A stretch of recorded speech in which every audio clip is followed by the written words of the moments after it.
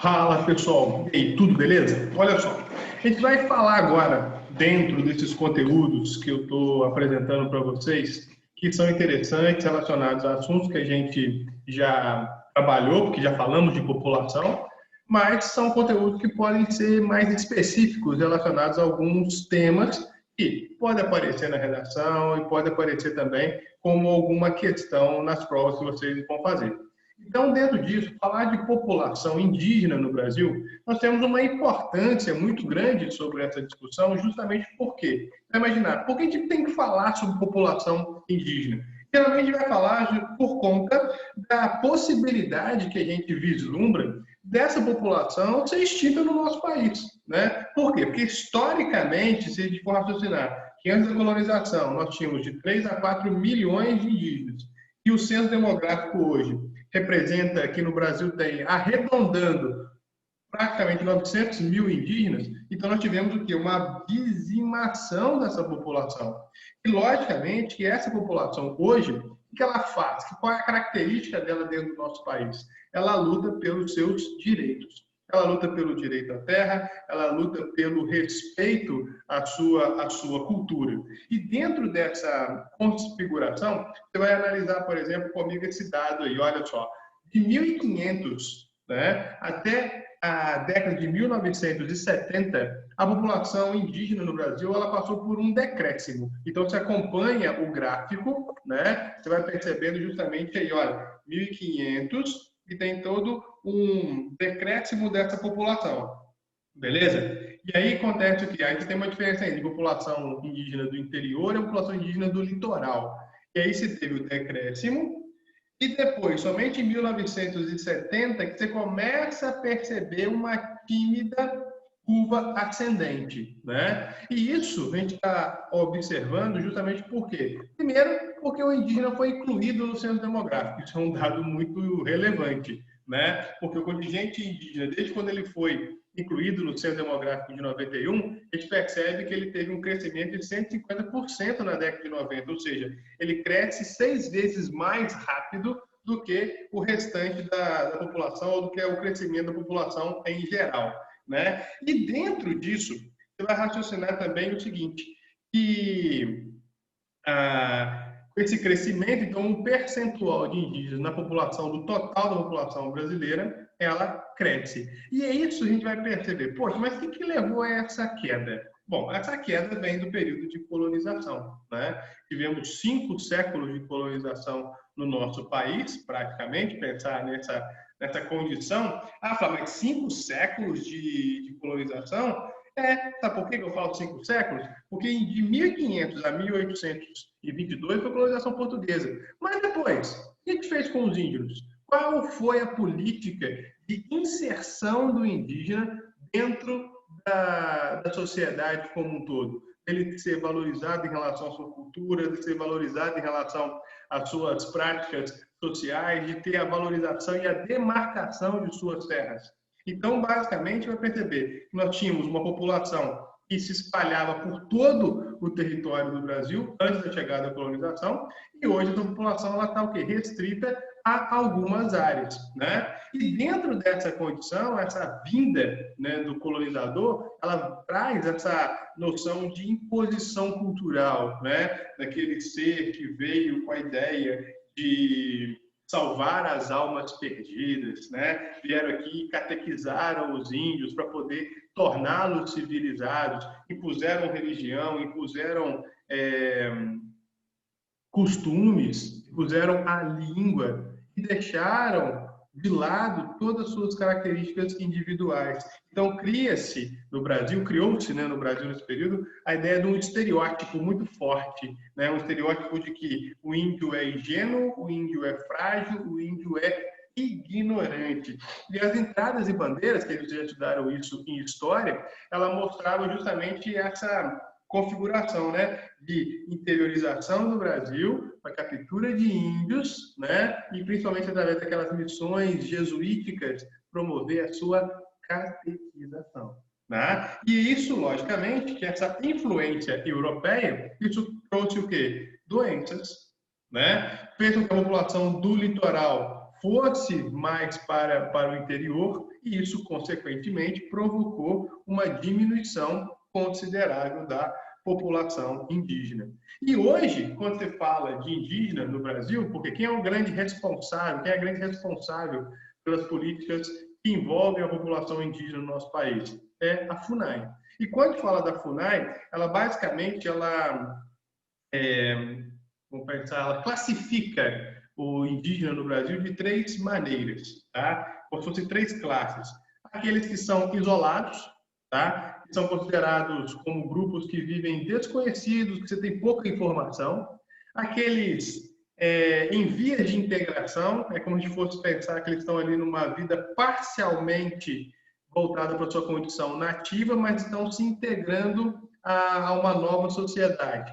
E a área dos integrados, que são aqueles indígenas que estão inteiramente integrados na sociedade brasileira. Mas eu acho muito doido falar isso, porque falar que eles estão integrados dá a imaginação de que índio é uma coisa e o Brasil é outra. A integração ela tem que ser, ela tem que existir diante do respeito à existência da população indígena. Ela não tem que existir porque o indígena está se inserindo aos moldes daquilo que é costumeiramente reproduzido no país. O Brasil que tem que entender que existe uma diversidade de povos e esse povo ele sofreu historicamente do ponto de vista das discriminações, do ponto de vista das características de dominação. Então, essa é a ideia que a gente tem que raciocinar. E pensando nisso, você pensa, olha características que o Censo Demográfico de 2010 trouxe. A gente sempre tem a noção do indígena, mas aumentou a proporção de indígenas urbanizados. Aí vem aquela ideia preconceituosa. Aí, ó, o indígena já está saindo da tribo, o indígena está vivendo na cidade, o indígena está usando celular, o indígena está usando internet. Como se isso fosse algo impossível para a sociedade indígena se inserir. Ué, pessoas, não, porque o indígena tem que viver na floresta. Tem? O indígena tem que viver na floresta, cidadão? A gente tem que viver na caverna, porque os nossos ancestrais eram esses. Ou seja, não existe uma evolução da sociedade do ponto de vista de desenvolvimento, mas que não deixa de lado, porque tem que ser paralelo, o processo voltado para a cultura, voltado para os costumes. Essa preservação é super importante, é super válida. Né? E aí você pensa, o censo demográfico traz aumento de indígenas urbanizados, né? Você vai ter uma maior parte, não quer dizer que é a maior população, basicamente 36% da população indígena está vivendo nas cidades. Tá? Estão presentes em todos os estados brasileiros, inclusive no Distrito Federal, registro de 274 línguas indígenas no Brasil e 305 diferentes etnias. A gente não tem noção do que é isso.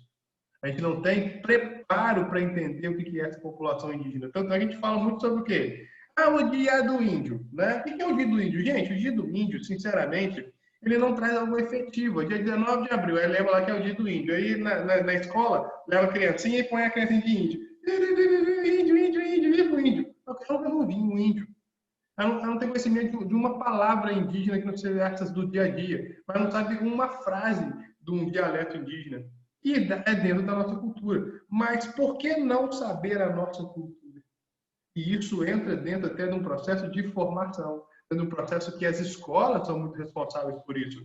Porque imagina quantas vezes, pensa aí vocês, quantas vezes você estudou algo voltado para a população indígena, para o conhecimento da população indígena, a não ser essa ideia, que o indígena, quando o português chegou aqui, o indígena era inocente, coitado, trocou as coisas com o português, mostrou as riquezas do Brasil, meu Deus, o índio era tão bobinho. Que isso, gente?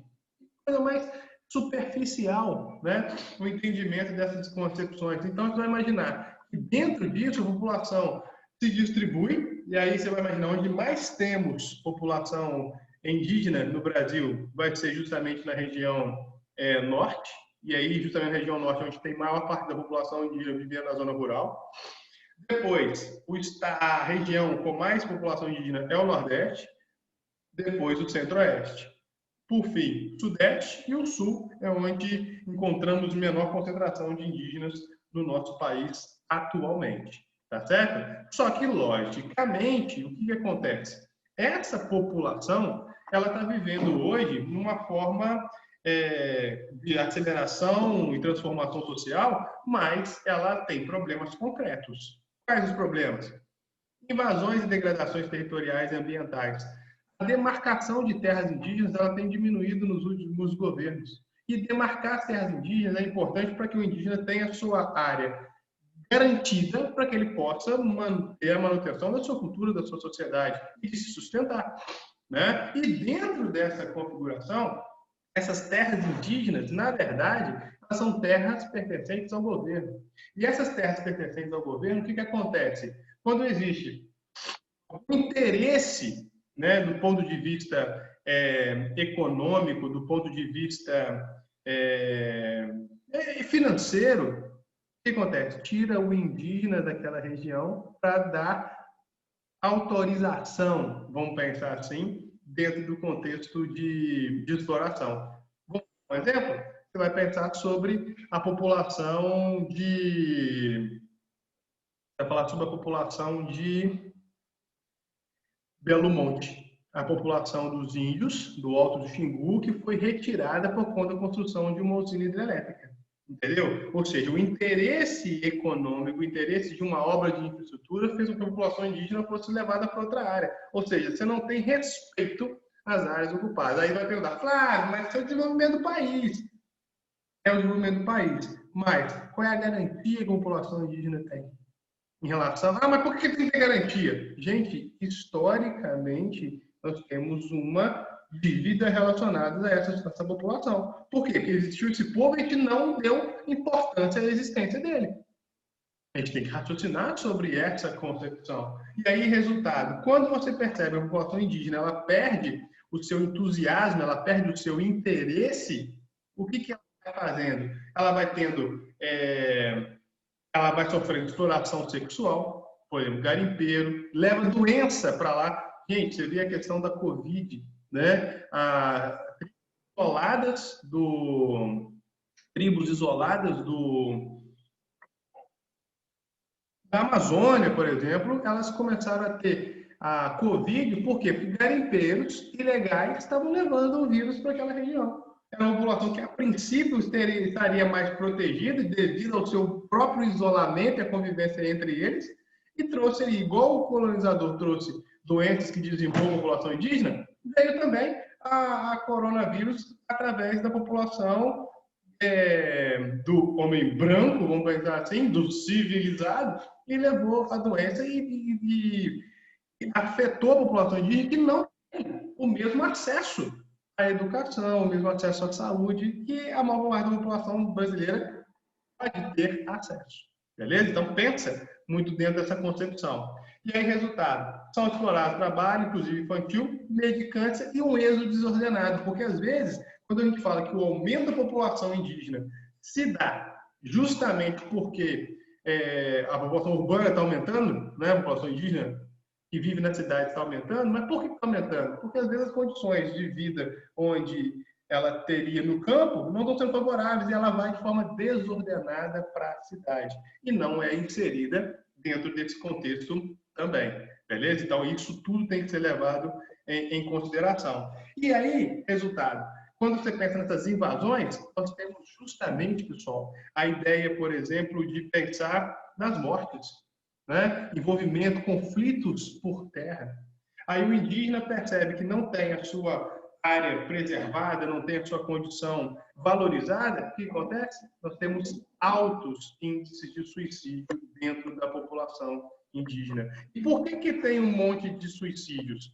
Gente, só para você ter uma noção, tem mais suicídio dentro da população indígena do que da população brasileira em geral. O que eu estou querendo dizer com isso? No Brasil, a cada 100 mil habitantes, nós temos 5,3 suicídios. Se a gente pegar só a população indígena, nós temos, a cada 100 mil indígenas, 9 indígenas cometem o suicídio. E cometem o suicídio por quê? Porque vem dentro de um contexto de marginalização, de colonização traumática, de perda da sua forma tradicional de vida, de dificuldade de se pensar em se inserir, em ter uma mudança dentro do perfil atual na qual a população vive. E aí vem qual a concepção? A gente imaginar qual que é a mudança disso. A mudança está dentro de um processo de educação.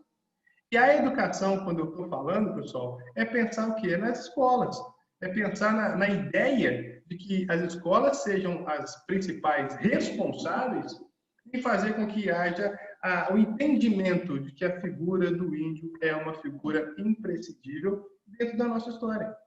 Esse que é o grande fator que a gente tem que analisar. E, além disso, pensar na condição do governo demarcar as terras indígenas, valorizar a cultura, e a FUNAI entra como a principal responsável por isso, porque a FUNAI é justamente o órgão, na Fundação Nacional do Indígena, é o órgão que está para fomentar não só a valorização cultural, mas também caracterizar a ideia para também caracterizar a ideia de desenvolvimento sustentável, de políticas que podem ser diretamente voltadas para essa população indígena. Beleza? Então, pessoal, é essa ideia que eu queria trazer para vocês. Espero que vocês tenham gostado, que a gente vai estar sempre discutindo temas que podem estar dentro de assuntos que a gente já falou na prova, mas que podem também aparecer de uma maneira mais específica. Tá certo? Então, grande abraço, fique com Deus e até a próxima, se Deus quiser. Valeu? Tamo junto. Sucesso.